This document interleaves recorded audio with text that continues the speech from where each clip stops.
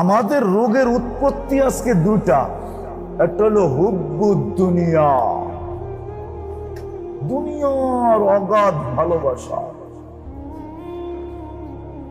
আরেকটা হলো লম্বা লম্বা আশা। লম্বা লম্বা আশা, লম্বা বলে 1 মিনিটের নাই ভরসা, কিন্তু কর্মে দেখা যায় উনি আরো 300 বছর বাঁচবে। কর্ম বিশ্লেষণ করলে দেখা যায়। হ্যাঁ, আচ্ছা বলেন, একটা মানুষ 60-70 বছর বাঁচার লেগে কয় টাকা লাগে? কিন্তু পেপার পত্রিকা দুনিয়া যদি দেখেন তো হাজার হাজার কোটি টাকার মালিক। কি করব? তারপরও টাকা লাগে, তারপরও না লাগে না। আমাদের সমাজে এই চিত্র কি কম না কম? বিরল। কয় টাকা লাগে একটা মানুষের চলতে?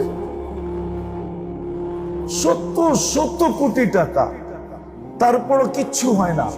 তারপরও গলা শুকায় না, কিচ্ছু হয় নাই, কিচ্ছু করতে পারি না। কি করছি? ঠিক না?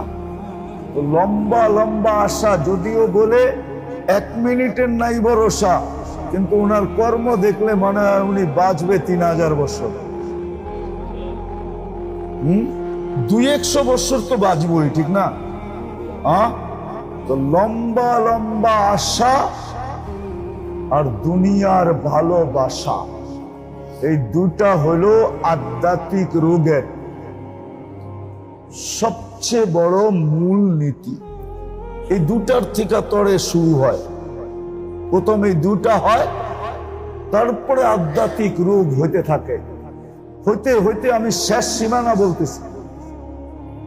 আল্লাহ রসুল ইঙ্গিত দিছেন, এক সময় আসবে ইয়াবিউদ্দিন বিআরদিন ইয়াসির মিনাদ দুনিয়া, সামান্য দুনিয়ার বদলায় দিনকে সোনার প্লেটে রাইখা বিক্রি করে দিবে।